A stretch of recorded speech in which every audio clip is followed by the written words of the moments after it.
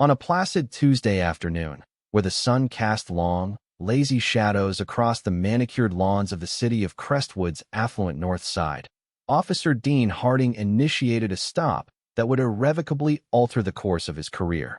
The subject of his stop was Dr. Imani Wallace, a black woman crossing a nearly empty street mid-block. The official reason, captured with jarring clarity on Harding's chest-mounted body camera, was jaywalking, a minor municipal infraction. The encounter, however, would rapidly devolve from a trivial citation into a case study of racial profiling, intimidation, and the catastrophic miscalculation of a man who believed his badge gave him dominion over all he surveyed. What Officer Harding could not possibly have known, as he stepped out of his patrol car with a swagger born of unchecked authority, was that the woman in the simple gray hoodie and black leggings was not merely a resident. She was a decorated combat veteran of the U.S. Navy's most elite Special Warfare Unit, and, more consequentially, a senior investigator for the Civil Rights Division of the United States Department of Justice. The timestamp on the bodycam footage read 14:32. The air was still. It was the moment just before the storm. Harding's voice, sharp and accusatory, sliced through the quiet. "Hey, you. Stop right there." Imani had already reached the sidewalk, her keys in hand, her mind on the gym session she'd just completed. She turned, her expression unreadable but her posture relaxed. She observed the officer approaching, his aggressive gait, the slight jut of his jaw, the way his hand hovered instinctively near his sidearm. She'd seen men like him before, in far more dangerous places. Men who confused aggression with strength. "Is there a problem, officer?" she asked, her voice calm and even, a stark contrast to his agitated energy. "A problem?" Harding scoffed, closing the distance until he was well inside her personal space, a classic intimidation tactic. "Yeah, there's a problem. You just jaywalked. Right in front of me. You think the law doesn't apply to you." The accusation hung in the air, thick with unspoken prejudice. He wasn't just talking about crossing the street. His eyes swept over her, from her running shoes to the braids pulled back from her face, his gaze a silent inventory of judgment. She wasn't driving a luxury car or wearing designer clothes. In his world, she did not fit the picture of this neighborhood. Therefore, she was a problem to be managed. Imani met his hostile gaze without flinching. Her heart rate remained steady, a product of years of disciplined training in environments where panic meant death. She decided to give him an opportunity to de-escalate, to walk this back from the cliff's edge. "I was crossing from my parked car to my apartment building, officer." The street was empty. She gestured vaguely behind her to a modest but well-kept brownstone. He ignored the explanation completely. It was irrelevant to the script he was already playing out in his head. "Ignorance of the law is no excuse," he recited, the words rote and dismissive. "I need to see some identification." Now he held out his hand, palm up, demanding compliance. Imani didn't move to retrieve her wallet. Instead, she held his gaze, her own eyes sharp and analytical. "Officer, my understanding is that jaywalking is a non-arrestable infraction in this state, punishable by a small fine. You are welcome to issue me a citation, but a demand for identification is only compulsory if I am being detained for a criminal offense. Are you detaining me for a crime?" Her question was precise, legally accurate, and delivered without a hint of attitude. It was a simple request for clarification. To Harding, it was a challenge to his authority. His face tightened, a flicker of anger flashing in his eyes. "Oh, you're a lawyer now? One of those jailhouse lawyers who knows all their rights?" The contempt in his voice was palpable. "Let me educate you. Failing to identify for a peace officer is an arrestable offense. So you can either show me your ID, or you can take a ride downtown and explain your legal theories to the booking sergeant. Your choice." He was deliberately misstating the law, conflating a non-criminal infraction with a criminal investigation to manufacture grounds for compulsion. It was a common tactic used to intimidate those who didn't know better. He had just made his second critical mistake. He assumed Imani Wallace was one of them. She knew the statutes better than he did, knew that the underlying stop had to be for a detainable offense for the failure to identify charge to be valid. He was building a house of cards on a foundation of prejudice, and she was calmly waiting for the right moment to pull out the bottom card and watch it all collapse around him. A small audience had begun to gather. A man walking his dog paused on the opposite corner, his curiosity piqued by the officer's aggressive tone. Two college-age students, walking out of a nearby cafe, slowed their pace, one of them discreetly pulling out a smartphone and angling it toward the unfolding scene. The digital eye of a bystander had now joined the official eye of the bodycam.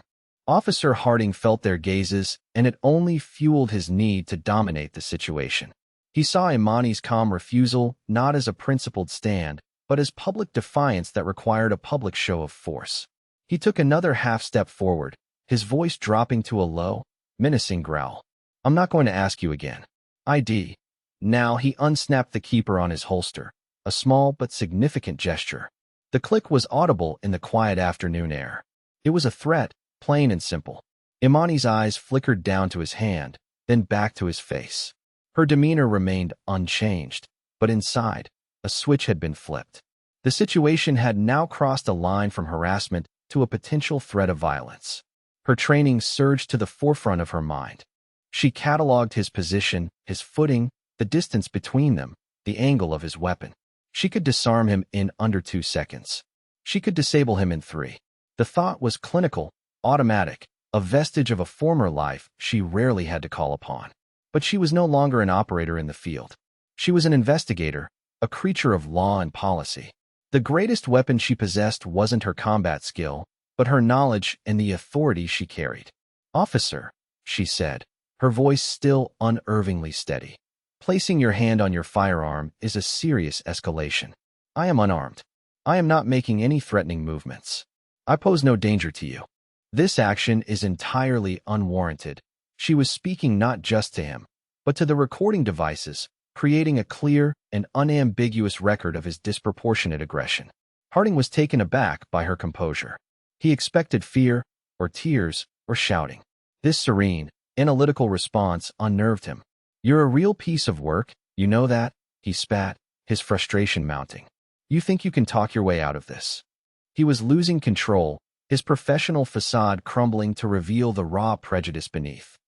Imani decided the time for verbal parrying was over. Further debate would only give him more rope to hang himself with, but it also increased the risk of a violent, unpredictable outcome. The goal was de-escalation and documentation, not a street-side brawl. She gave a slight, almost imperceptible nod. "Fine," she said. "I will provide my identification.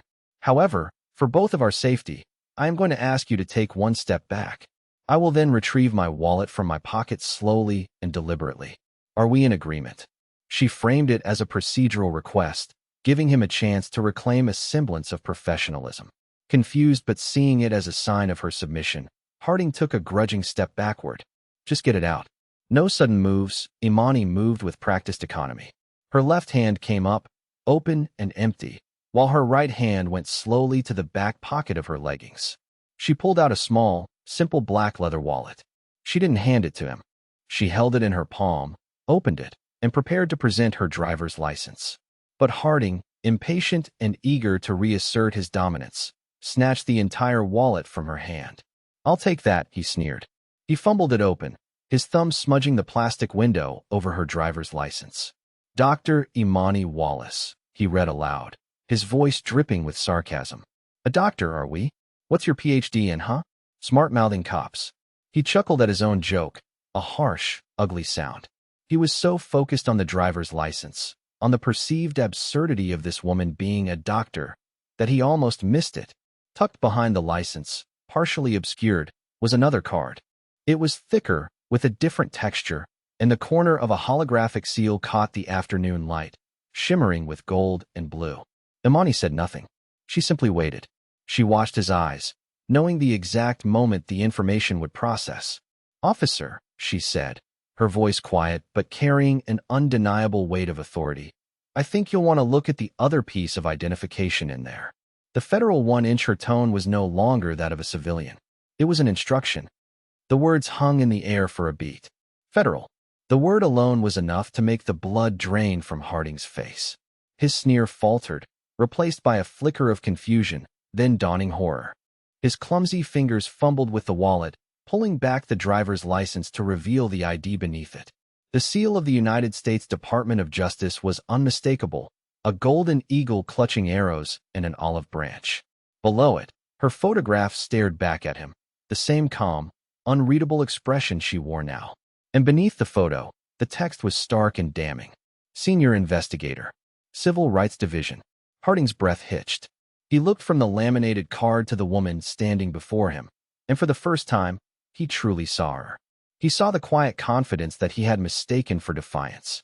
He saw the disciplined stillness he had mistaken for arrogance. He saw the sharp intelligence in her eyes that he had tried to mock.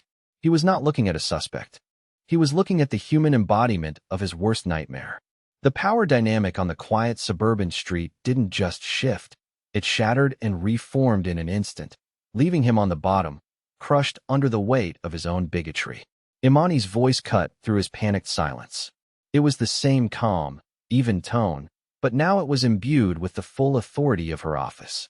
Officer Dean Harding, badge number 729, she began, her voice like ice. In the last 5 minutes, you have conducted an unlawful stop based on a non-citable pretext. You have attempted to coerce identification for a non-arrestable infraction by misrepresenting state law. You have escalated a verbal interaction by placing your hand on your service weapon without cause. And your line of questioning strongly suggests these actions were motivated by racial bias. Is that an accurate summary of the events that have just transpired? It wasn't a question. It was an indictment. Each sentence was a nail being hammered into the coffin of his career. The body cam on his chest was no longer his tool of authority. It was now Exhibit A in a federal investigation against him. Harding began to stammer, the words catching in his throat. I know. I was just. It was a routine stop. You were jaywalking. The excuse sounded feeble and pathetic, even to his own ears. The bluster and aggression had evaporated, replaced by a desperate, panicked backpedaling. Imani gave him no quarter. Was I jaywalking, Officer Harding? Or was I simply a black woman in a neighborhood you decided I didn't belong in? Your question, and I believe your body camera will have recorded it perfectly, was, what are you doing in this neighborhood? You made an assumption based on my race and my clothing. You profiled me. She took a deliberate step toward him, and for the first time, he flinched. He took an involuntary step back. The predator had become the prey. Let me tell you something about assumptions, officer, she continued, her voice low and intense. Before I joined the Department of Justice, I served this country for 12 years. United States Navy. Special Warfare Command. The words landed like body blows. Navy SEAL. It explained everything. Her impossible calm, her physical readiness, her absolute refusal to be intimidated. I've been in situations where my life depended on my ability to assess a threat in a fraction of a second. I know what a real threat looks like, Officer Harding. I also know what a bully with a badge and a fragile ego looks like. You are not a threat to me. You are a liability to your department, your community, and to the oath you swore to uphold. She let the silence stretch, allowing the full gravity of her statement to sink in. Harding stood frozen, his face a mask of disbelief and terror. The bystander across the street had stopped pretending to be discreet and was now openly recording, their phone held high. The other witnesses were murmuring to each other, their expressions a mixture of shock and dawning vindication. The street had become a theater, and the final act had just begun. Officer Harding's world was collapsing in real time, and he was the only one who hadn't been given a script. Imani retrieved her wallet from his nerveless grasp. She then took out her own phone, its screen glowing in the afternoon shade. Officer Harding, I am going to require your supervising officer at this location immediately. Her voice was crisp, professional, leaving no room for argument. Harding, who moments before had been the sole authority on this stretch of pavement, now looked like a chastened child. He fumbled for the radio on his shoulder, his hand shaking so badly it took him 2 tries to key the microphone. Dispatch. Send a sergeant to my location. Corner of Elm and Oak. His voice was thin, strained, a pale imitation of the confident bark he had used just minutes earlier. The dispatcher's voice crackled back, oblivious to the drama unfolding.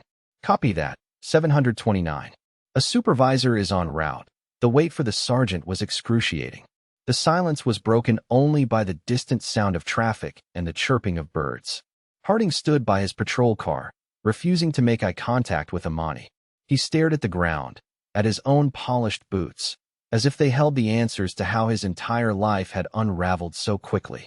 He kept replaying the encounter in his head, searching for the moment it all went wrong. It had seemed so simple, so routine. See someone who doesn't fit, assert dominance, put them in their place. He had done it 100 times before. But this time, the person he had tried to put in their place occupied a space so far above him on the chain of legal authority that he couldn't even comprehend it. Imani, for her part, stood calmly, her phone in her hand. She was composing a text message to her section chief at the DOJ, a brief, concise summary of the incident. The wheels of the federal government were beginning to turn because a local cop couldn't stomach the sight of a black woman in a nice neighborhood. The irony was bitter, but not surprising. It was, in fact, the very reason her job existed. After what felt like an eternity, but was likely only 4 minutes, a second patrol car turned the corner, its lights off. It pulled to a stop behind Harding's vehicle. The sergeant who stepped out was an older man, his face etched with the weary lines of someone who had seen it all. His name tag read SGT, Peterson. He approached the scene with a cautious, appraising look. "Harding, what's all this? Dispatch said you needed a supervisor." Before Officer Harding could even begin to formulate a lie, Imani stepped forward, taking command of the situation. She held up her federal credentials for the sergeant to see clearly. "Sergeant Peterson," she said, her voice leaving no doubt as to who was now in charge. "I am Senior Investigator Wallace with the Department of Justice, Civil Rights Division. Your officer, Badge 729, has just conducted a racially motivated and unlawful stop on my person." Peterson's eyes widened as he saw the DOJ credentials. His gaze shifted from Imani's ID to Harding's pale, terrified face, and the entire picture snapped into focus for him. He had been a cop for 25 years. He knew a career-ending incident when he saw one. This was it. "Harding," Peterson's voice was a low, dangerous growl, filled with a cold fury that was far more terrifying than Harding's earlier bluster. "Get in your vehicle. Now. Do not say another word. Do you understand me?" Harding, looking utterly defeated, nodded meekly and scurried to his patrol car like a scolded dog, closing the door behind him. He was now officially sidelined. The sergeant turned back to Imani, his expression a mixture of professional regret and deep-seated exhaustion. "Ma'am, Investigator Wallace," he corrected himself. "On behalf of the Crestwood Police Department, I want to sincerely apologize for my officer's conduct. This is not how we train our people. His actions are inexcusable." The apology was standard procedure, the kind of thing he'd likely recited before. He hoped it would be enough. He hoped this federal investigator would accept the apology, file a standard complaint, and let the department handle it internally. He hoped this could be contained. He was about to find out just how wrong he was. Imani had not endured this humiliation just to receive a hollow, on-the-street apology. She was not here to make one officer's life difficult. She was here to challenge the system that produced and protected officers like him. Imani listened to the sergeant's apology, her expression unyielding. "Your apology is noted, Sergeant," she said, her tone clinical. "But inexcusable is a word. An investigation is an action. My office will be in formal contact with your Chief of Police and your Internal Affairs Division by 9 a.m. tomorrow." The sergeant's face fell. This was not going to be contained. "We will be filing a request, pursuant to federal law, for all of Officer Harding's service records," Imani continued, ticking off the points as if reading from a legal brief. "This includes his full complaint history, any and all disciplinary actions, his training certifications, and every minute of his body-worn camera footage from the past 12 months. We will also be requesting the department's data on traffic and pedestrian stops for the last 5 years, broken down by the race of the civilian and the location of the stop." The scope of her request was breathtaking. This was no longer about a single bad stop. She was putting the entire Crestwood Police Department under a federal microscope. "Let me be perfectly clear, Sergeant," she said, her gaze locking onto his. "This is no longer a simple citizen complaint. This is now an official federal inquiry into the patterns and practices of this police department, and Officer Harding is going to be our starting point." The threat was explicit. Your whole department is on the line. The system that the sergeant represented, the one that so often moved reluctantly, if at all, was about to be forced into a response by an entity it could not ignore, bully, or dismiss. The weight of her words seemed to physically press down on him, his shoulders slumping slightly. He understood now. This wasn't a problem he could solve on the side of the road. This was a crisis that would be handled in conference rooms and courtrooms, with lawyers and federal agents. He had just become a footnote in the case of United States v. the Crestwood Police Department. Imani gave him a final, curt nod. She turned without another word and walked to her car, the one she had been trying to reach when this whole ordeal began. She got in, started the engine, and drove away, leaving the two officers in her wake, enveloped in the wreckage of a shattered afternoon. The consequences came swiftly and decisively. The bystander's video, uploaded with the title "Racist Cop Messes with the Wrong Woman," went viral overnight. The Crestwood Police Department was inundated with calls and emails from an outraged public. Officer Dean Harding was placed on administrative leave before he even finished his shift. The Department of Justice's formal inquiry landed on the chief's desk the next morning, exactly as Imani had promised. The investigation she spearheaded was thorough and relentless. It uncovered not just Harding's history, which was littered with complaints of excessive force and biased policing, all previously dismissed internally, but a systemic culture of profiling within the department. Harding's stop of Dr. Wallace was not an isolated incident. It was merely the one that had the misfortune of targeting a federal investigator with the training of a Navy SEAL. 3 months later, Dean Harding was fired. Following a review by the state's certification board, his peace officer license was permanently revoked, ensuring he would never carry a badge in that state again. Under the threat of a sweeping federal lawsuit, the city of Crestwood entered into a consent decree with the Department of Justice, agreeing to a comprehensive overhaul of its policing policies, training, and oversight. For Imani, there was no celebration. There was only a quiet, somber sense of vindication. One evening, looking out her apartment window at the same street where the confrontation had occurred, she reflected on the incident. It wasn't a victory for her. She had never been in any real danger. The true victory, if there was one, was the systemic change that would hopefully protect others. She thought about the countless people who looked like her, who walked these same streets every day without the shield of federal credentials or the psychological armor forged in the crucible of special operations. They were the ones for whom she fought. Her power had forced an accountability that should be automatic for every citizen. The incident with Officer Harding was a stark reminder that while justice can be won, the battle for a world where it doesn't depend on the victim's job title is far from over. Her work was not done. It was just beginning.